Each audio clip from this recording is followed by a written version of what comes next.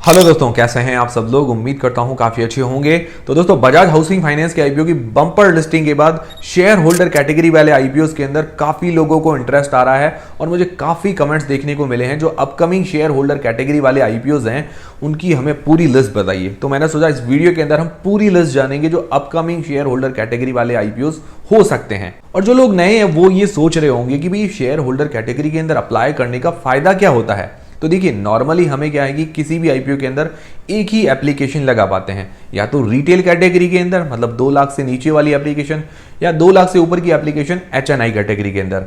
पर जो share holder category वाला आईपीओ होता है और अगर हम शेयर होल्डर कैटेगरी के अंदर एलिजिबल होते हैं तो उसके अंदर क्या है कि हम 2 एप्लीकेशन लगा पाते हैं, रिटेल या एचएनआई वो तो लगा दी, एक एप्लीकेशन ये हो गई, दूसरी शेयर होल्डर कैटेगरी वाली एप्लीकेशन भी लगा सकते हैं। इससे फायदा ये होता है कि हमारे अलॉटमेंट के चांसेस थोड़े से बढ़ जाते हैं। 100% अलॉटमेंट हो ये जरूरी नहीं है, बट क्या है कि 2 एप्लीकेशन लगाएंगे तो किसी ना किसी में तो हमारा अलॉटमेंट लगभग मिल ही जाएगा, ऐसे चांसेस बढ़ जाते हैं। तो अब शेयर होल्डर कैटेगरी के लिए एलिजिबल कैसे होते हैं। तो देखिए, कोई भी शेयर या कंपनी का आईपीओ आने वाला होता है तो उसकी जो पेरेंटल कंपनी है अगर वो ऑलरेडी लिस्टेड है तो उसका अगर हम शेयर ले लेते हैं तो शेयर होल्डर कैटेगरी के लिए एलिजिबल हो जाते हैं। अब जरूरी नहीं है कि हर आईपीओ के अंदर शेयर होल्डर कैटेगरी हो, भले उसकी पेरेंटल कंपनी लिस्टेड हो। कभी कभार कोई शेयर होल्डर कैटेगरी नहीं देता है और जनरली जिसकी पेरेंटल कंपनी लिस्टेड होती है वो शेयर होल्डर कैटेगरी देता ही है। जनरली तो ऐसा होता है और उसके अंदर लगभग 10% का कोटा होता है, मतलब शेयर होल्डर के लिए 10% का अलग से कोटा रखा जाता है। अब हमें मैक्सिमम कितने शेयर लेने हैं कि भाई हम शेयर होल्डर कैटेगरी के लिए एलिजिबल हो जाएंगे। तो मैक्सिमम आप 1 शेयर भी लेते हैं, सिर्फ 1 शेयर, तो आप शेयर होल्डर कैटेगरी के लिए एलिजिबल हो जाएंगे। तो अब जानते हैं अपकमिंग शेयर होल्डर कैटेगरी वाले आईपीओस की पूरी लिस्ट और उनकी जो पेरेंटल कंपनी जो ऑलरेडी लिस्टेड है वो कौन कौन सी है, सारी चीजें जानते हैं। और वैसे तो दोस्तों मैं अपडेट वगैरह करता रहता हूं, जैसे भी एनटीपीसी ग्रीन एनर्जी पर अपडेट मैंने दे दिया। जो भी नजदीक वाले आईपीओस होंगे उनकी डेट आने से पहले मैं आपको अपडेट कर दूंगा। इसीलिए हमसे जुड़े रहिए और टेलीग्राम व्हाट्सएप चैनल को भी ज्वाइन कर लीजिए ताकि वहां पर सीधा वीडियो का नोटिफिकेशन और अपडेट वगैरह मिलता रहेगा। उसकी लिंक डिस्क्रिप्शन के अंदर है। तो सबसे पहला जो आईपीओ हो सकता है हीरो फिनकॉर्प का आईपीओ। हीरो फिनकॉर्प की पेरेंटल कंपनी कौन सी है, हीरो मोटोकॉर्प, जिसकी बाइक्स वगैरह आती है, मोटरसाइकिल्स आती है। तो उसका सब्सिडरी कंपनी, हीरो मोटोकॉर्प की सब्सिडरी कंपनी है हीरो फिनकॉर्प जो फाइनेंशियल सेक्टर के अंदर है। तो उसका आईपीओ आ सकता है और उसकी पेरेंटल कंपनी हीरो मोटोकॉर्प। दूसरा है एथर एनर्जी। एथर एनर्जी जो इलेक्ट्रिक व्हीकल्स मतलब इलेक्ट्रिक 2 व्हीलर जो स्कूटी जिसको बोल सकते हैं वो ये मैन्युफैक्चर करती है, ज़्यादातर लोगों को पता होगा। उसका भी आईपीओ आ सकता है, उसकी भी पेरेंटल कंपनी है हीरो मोटोकॉर्प। तो दोनों की पेरेंटल कंपनी है हीरो मोटोकॉर्प। अगर दोनों के आईपीओ आते हैं तो आपके पास 1 शेयर है हीरो मोटोकॉर्प का, तो आप दोनों की ही शेयर होल्डर कैटेगरी के अंदर एलिजिबल हो जाएंगे, हीरो फिनकॉर्प और दूसरा है एथर एनर्जी। दोनों की पेरेंटल कंपनी हीरो मोटोकॉर्प। चीज़ क्लियर है। और देखिए, अभी लेना जरूरी नहीं है, अभी तक क्या है कि इनकी डीआरएफपी वगैरह फाइल होती है, डेट्स वगैरह आएगी तब उससे पहले थोड़ा बहुत पहले हम ले सकते हैं। जैसे अभी एनटीपीसी ग्रीन एनर्जी उसने डीआरएचपी फाइल कर दी है तो मैंने आपको अपडेट कर दिया, तो वैसे ही मैं आपको अपडेट करता रहूंगा। फिर तीसरा आईपीओ है एचडीबी फाइनेंशियल सर्विस। उसकी पेरेंटल कंपनी एचडीएफसी बैंक जिसका शेयर लिस्टेड है। फिर एचडीएफसी बैंक की एक और सब्सिडरी कंपनी है एचडीएफसी क्रेडिला, उसका भी पेरेंटल कंपनी एचडीएफसी बैंक, इसका भी आईपीओ आ सकता है। तो ये 4 आईपीओ हो गए, मतलब इन दोनों की शेयर होल्डर कैटेगरी में एलिजिबल होना है तो एचडीएफसी बैंक का 1 शेयर लेना है। फिर 5वां आईपीओ रिलायंस जियो टेलीकॉम।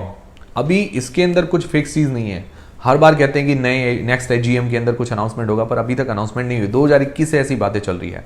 तो रिलायंस जियो टेलीकॉम की पेरेंटल कंपनी रिलायंस इंडस्ट्रीज, उसका शेयर लिस्टेड है, बहुत फेमस कंपनी है। अगर इसका आईपीओ आता तो मुझे लग रहा है धमाका करेगा। फिर रिलायंस रिटेल भी एक अलग से सब्सिडरी कंपनी है रिलायंस इंडस्ट्रीज की, तो ये भी इसकी पेरेंटल कंपनी रिलायंस इंडस्ट्रीज ही है। तो अगर इनकी आईपीओ आते हैं तो ये 2 आईपीओ तो काफ़ी धमाका कर सकते हैं मार्केट के अंदर, मतलब इनकी डिमांड काफ़ी अच्छी रह सकती है। पर अभी तक कुछ भी फिक्स क्लियर पिक्चर नहीं आ रही है, ये इनका आईपीओ लेके आएंगे या इनको अलग से लिस्टेड करवाएंगे। जैसे अभी जियो फाइनेंस को अलग से लिस्टेड करवा दिया, उनको आईपीओ लेके नहीं आए बट उसको अलग करके अलग से लिस्टेड करवा दिया। तो हो सकता है आईपीओ भी आए या अलग से लिस्टेड करवाए, मुझे उम्मीद है कि आईपीओ आना चाहिए। फिर 7वां IPO central mine planning and design का आईपीओ। इसकी पेरेंटल कंपनी है कोल इंडिया, इसका शेयर लिस्टेड है। फिर 8वां आईपीओ है भारत कोकिंग कोल, इसकी भी पेरेंटल कंपनी है कोल इंडिया।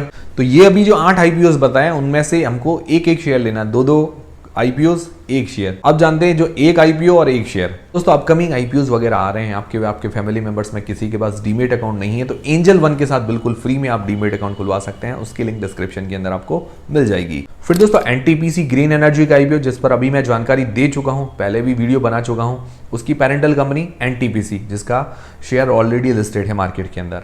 फिर ओएनजीसी ग्रीन एनर्जी का आईपीओ, उसकी parental company ONGC already listed है। फिर इंडिया फर्स्ट लाइफ इंश्योरेंस का आईपीओ, इसकी पेरेंटल कंपनी है बैंक ऑफ बड़ौदा।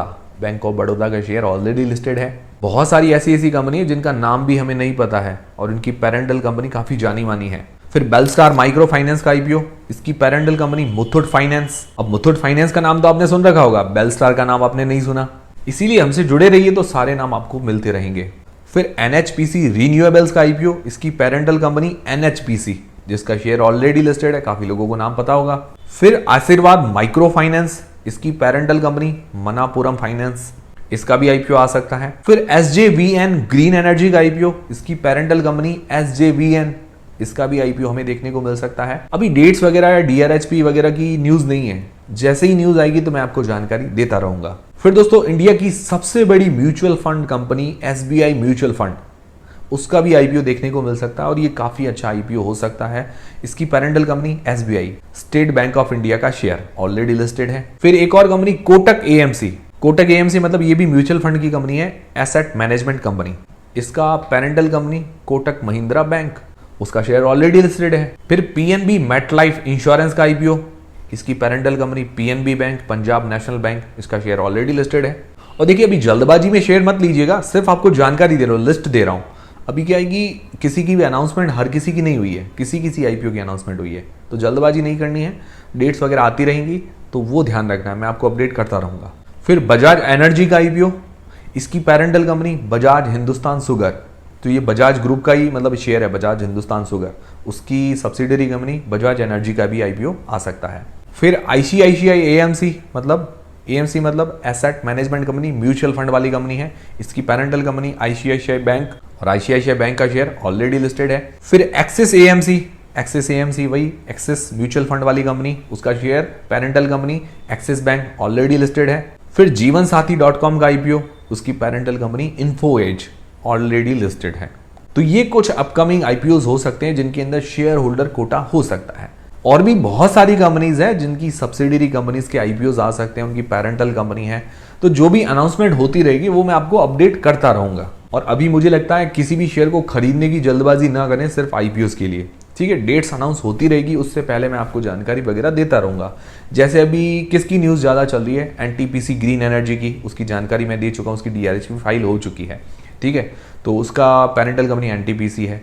फिर हीरो फिनकॉर्प की अभी न्यूज़ चल रही है, एथन एनर्जी के आईपीओ की न्यूज़ चल रही है, तो उनकी पेरेंटल कंपनी है हीरो मोटोकॉर्प।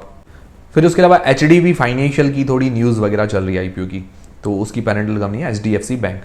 बाकी में क्या है कि अभी थोड़ा टाइम है, या डीआरएचपी फाइल वगैरह करने के अंदर थोड़ा सा टाइम है, तो अभी न्यूज़ जैसे ही आती रहेगी तो मैं आपको अपडेट कर दूंगा। तो अभी जल्दबाजी नहीं करनी है। हाँ, अगर किसी को लेके रखना है वो अपनी मर्जी से ले सकते हैं, उसके अंदर मुझे कोई रोक टोक नहीं है। और जैसे बजाज हाउसिंग फाइनेंस का आईपीओ आने वाला था, उससे पहले मैंने जानकारी दे दी थी। अभी हीरो फिनकॉर्प का आने वाला है, तो उसके पहले मैंने आपको जानकारी दे चुका हूँ ऑलरेडी। एनटीपीसी ग्रीन का आने वाला है तो जानकारी दे चुका हूँ। तो हमसे जुड़े रहिए तो जानकारी आपको मिलती रहेगी, टेंशन करने की जरूरत नहीं है। टेलीग्राम व्हाट्सएप चैनल को ज्वाइन कर लीजिए, उसकी लिंक डिस्क्रिप्शन के अंदर है, ताकि छोटा मोटा अपडेट और वीडियो का नोटिफिकेशन वहाँ पर मिल जाएगा। और इंस्टाग्राम पर भी फॉलो करना मत भूलिएगा, वहाँ पर हमारी रील्स वगैरह रेगुलर मिलती रहती है, ताकि क्या है कि आपको अपडेट मिलते रहें। उसके अलावा अपकमिंग आईपीओ आ रहे हैं आपके पास, आपके फैमिली मेंबर्स में किसी के पास डीमेट अकाउंट नहीं है तो बिल्कुल फ्री में एंजल वन के साथ खुलवा सकते हैं, उसकी भी लिंक डिस्क्रिप्शन के अंदर है। तो ये थे सारे आज के अपडेट्स। उम्मीद करता हूँ हमारा वीडियो, हमारी जानकारी आपको काफी पसंद आएगी, हेल्पफुल रही तो वीडियो को लाइक जरूर करें, चैनल को सब्सक्राइब कर लें। मिलते हैं दोस्तों अगले वीडियो के अंदर।